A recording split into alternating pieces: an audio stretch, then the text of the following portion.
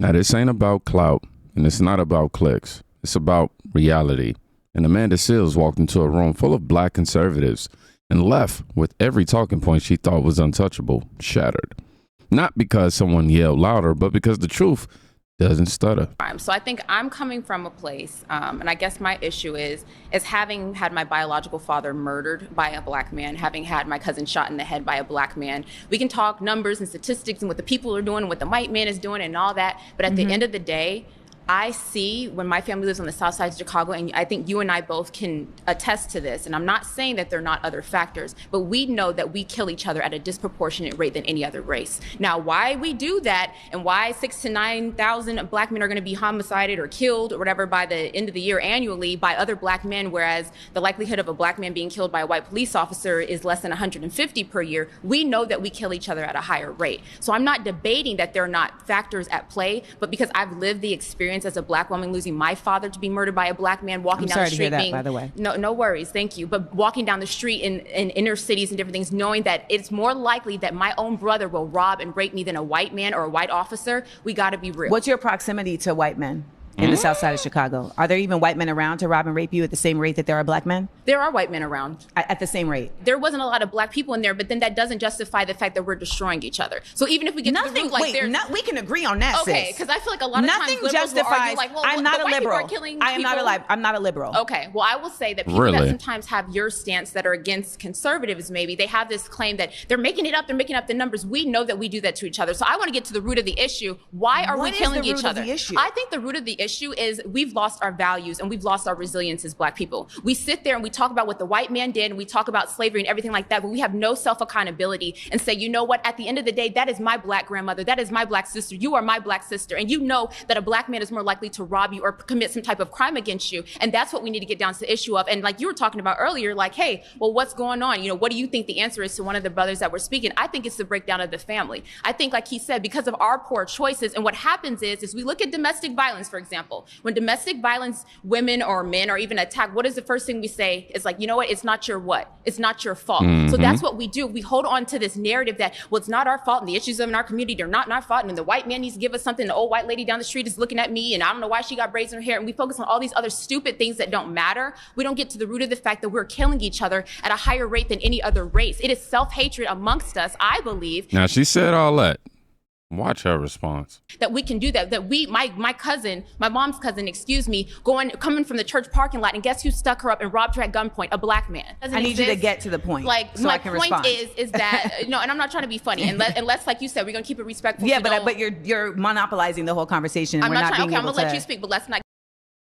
Yeah, it starts here. A black woman shares her story. Her biological father murdered by a black man. Her cousin shot in the head. She's not theorizing, right? Theorizing, I think that's the word. For being hypothetical, I think that'd be a little safer in terms of pronunciation. But she's not quoting blogs. She's bleeding the truth from lived experience. And what does Amanda say?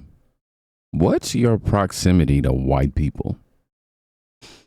That ain't a rebuttal, man. That's retreat. She ignored the pain to chase the political scapegoat. Let me make this plain.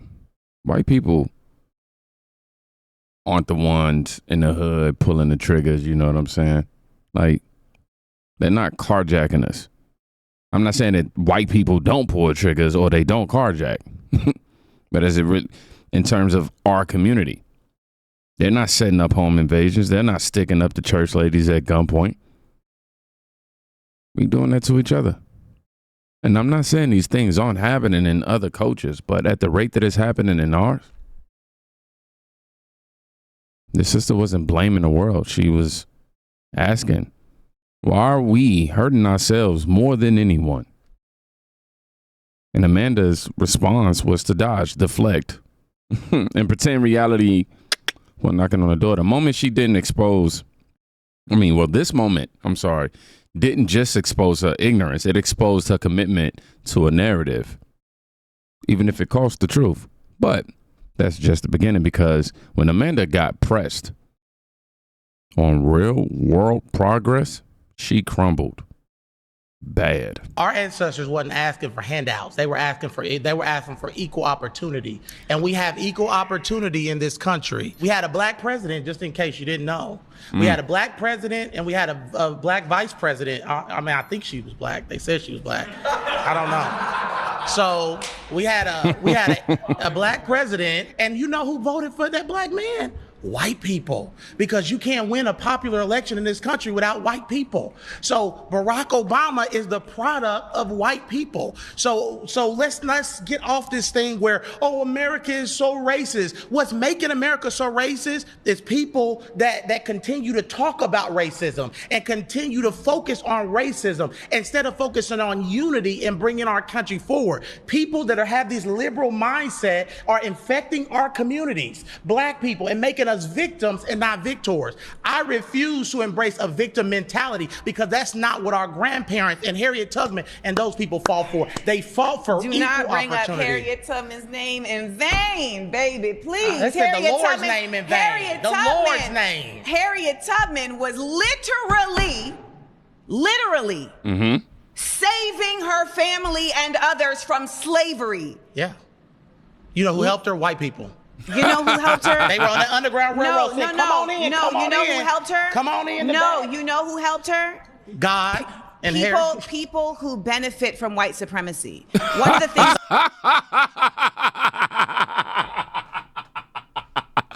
I'm sorry, but that's just funny. Like, so you basically saying no white person at all. You know, nobody in that time period could have just been a human and went, you know what, I'm not for this. Let me help this woman free her people. Wow. That was real? Literally saving her family and others from slavery. Yeah. You know who helped her? White people. You know who helped her? They were on the Underground Railroad. Come on in. No, you know who helped her? Come on in. No, you know who helped her? God and people who benefit from white supremacy. One of the things it's a lie. White supremacy is a lie. No, sir, that's simply not true. If that were not the case, then we wouldn't see the continued effort of colonialism and white people placing themselves in positions of power when they do not have the power. Because their culture, black culture, is toxic. The black culture is toxic. We have produced a culture that is toxic. And let's get on the fact that there's no fathers in the black home. Let's talk about that. Stop. Let's talk about that. None of this is gonna work if y'all are just gonna sit here and make up shit. It's not gonna work. No, a debate has to be in facts. You're putting literally boom. Listen, for the people who are listening to Amanda right now and they're going, look, she's shutting him down. I just want to point out one thing. He's literally giving details into how black culture contributed to how we are today. He talked about white culture very vaguely, of course. She's now, because she can't come up with anything to respond with, you just can't be throwing shit out here like that. But what exactly did he say that was wrong? Honestly, we have produced a culture that is toxic, and let's get on the fact that there's no fathers in the black home. Let's talk about that. Let's talk about that. None of this is gonna work if y'all are just gonna sit here and make up shit. It's not gonna work. No, a debate has to be in facts. You're putting off emotional liberalism right now. I am not putting off emotional liberalism. You're putting off unfounded lies based in conservatism. Misinformation. Remember they get the misinformation thing all summer where everything conservative did. They said misinformation. You're carrying a chain around your neck of an apartheid nation that actively wants to harm black people and non-Jewish people. But let me bring it back. Let me bring it back. Selling black people in Africa. That was not happening in the context that you're saying. It literally happened. Remove any context. Is it fact that black people sold black people? Is that, or Africans sold Africans? Is that not a fact? Minus any context. Forget the reasonings.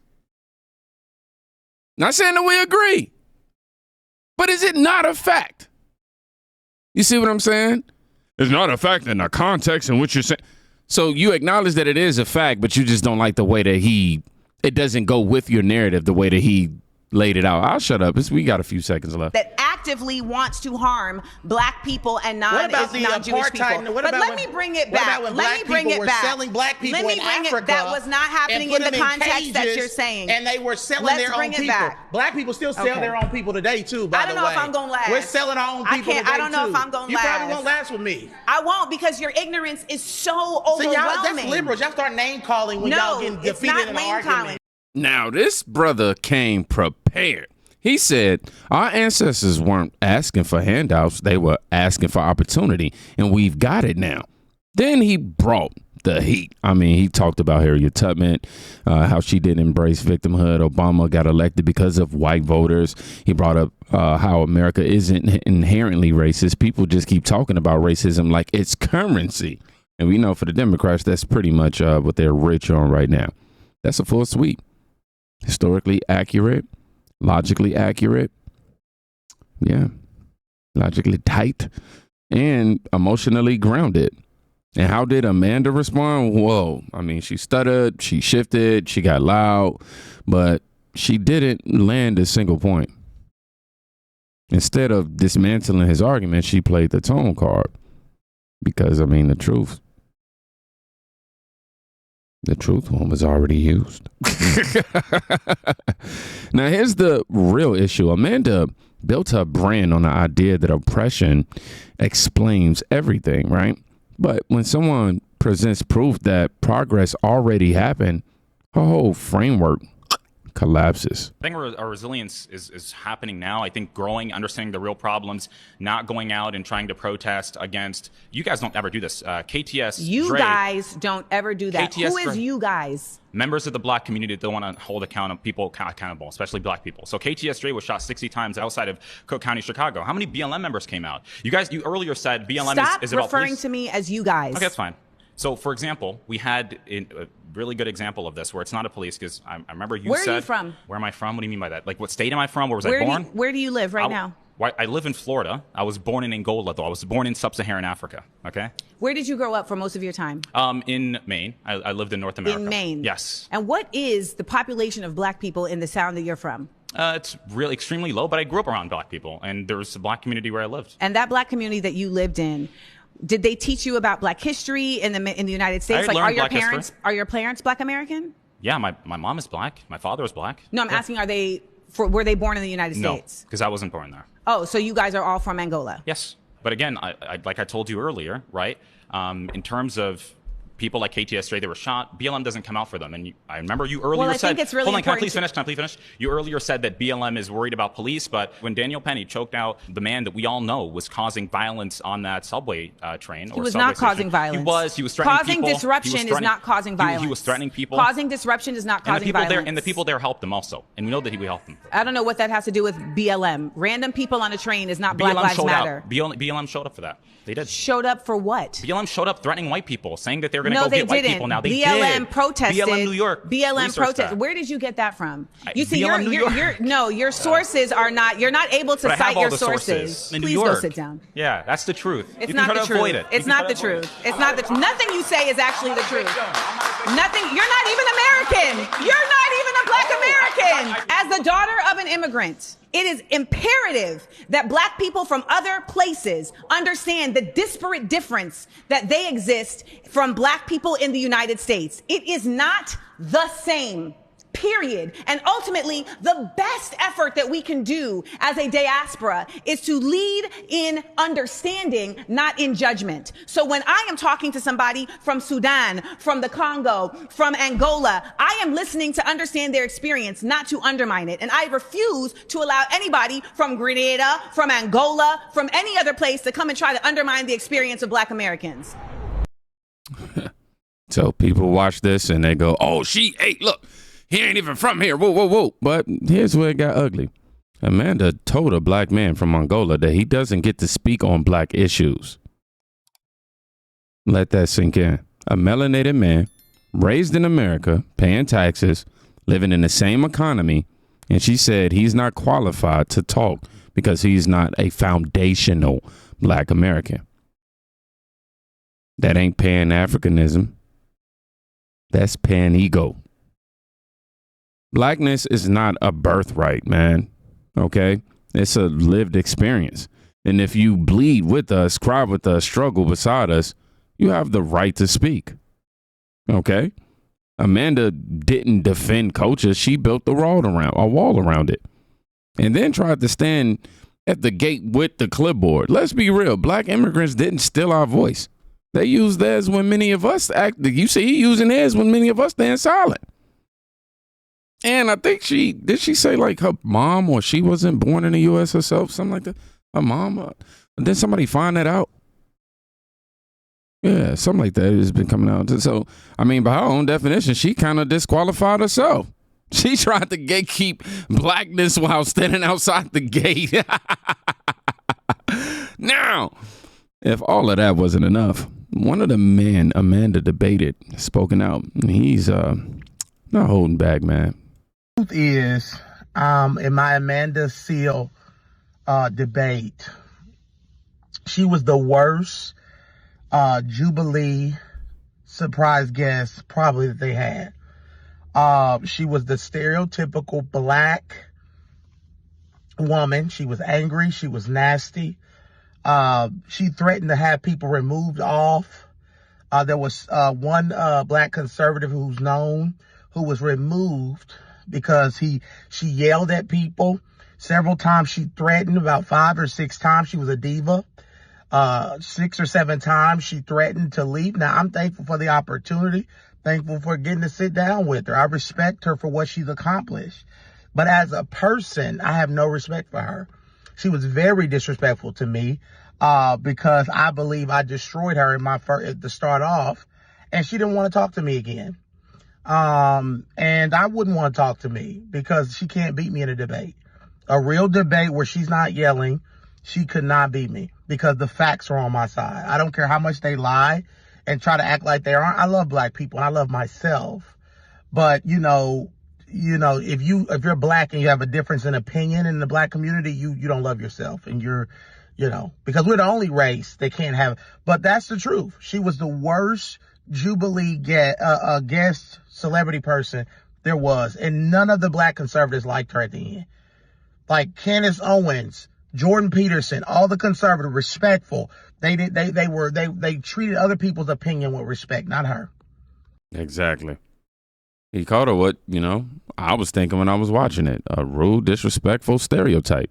Not because she was passionate, but because she was combative, dismissive, and unwilling to hear anyone but herself. Now, he said she had people removed. She threatened to walk off set multiple times. We even heard her say she wasn't going to make it, right?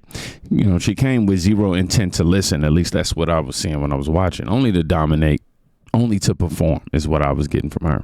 And maybe that's the issue. Amanda didn't come to debate. At least from what I seen. She came to audition for her role in the oppression intellectual. You know what I mean? But forgot her lines when reality was called out, basically. Amanda Seales didn't get cooked by conservatives. She got cooked by the same fire our ancestors used to forge clarity. Now, in clarity, don't care how loud you yell. It doesn't. I'm sorry to tell you. It don't care how long your resume is or how viral your clips go. She's lost because she clung to identity politics over intellectual honesty. She tries to gatekeep the pain and forgets the truth. Ain't scared of none of that, none of your credentials, not even a little bit. If you made it to the end of this video, I need y'all to put 0 excuses right now in the comment section. That way I know you watched it all the way to the end, and I'm truly appreciative and grateful and thankful for that, man. But look, man, she lost complete reality right here, man. And her kept saying she wasn't a liberal. That was like, yeah, we believe you. How many of y'all actually believe that? I want to know that in the comment section. But look, y'all be safe. Go check on a friend today. You can quite literally be saving their life. Peace.